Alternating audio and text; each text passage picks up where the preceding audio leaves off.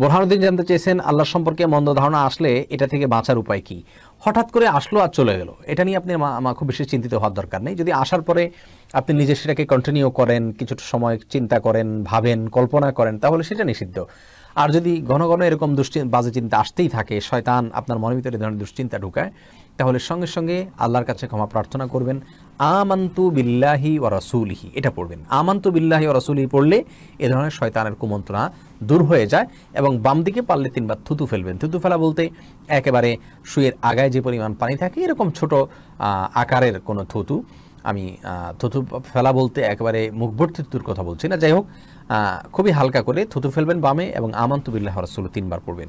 এটা ওয়াসওয়াসা এবং শয়তানের কুমন্ত্রণা থেকে বাঁচার জন্য অত্যন্ত পরীক্ষিত একটি আমল এবং হাদিস বর্ণিত একটি আমল। বাম দিক থেকে শয়তান সাধারণত এটা করে থাকে, সেজন্য বাম দিকে ফেলবেন। ইনশাআল্লাহ আল্লাহ সুবহানাহু ওয়া তাআলা হেফাজতে রাখবেন।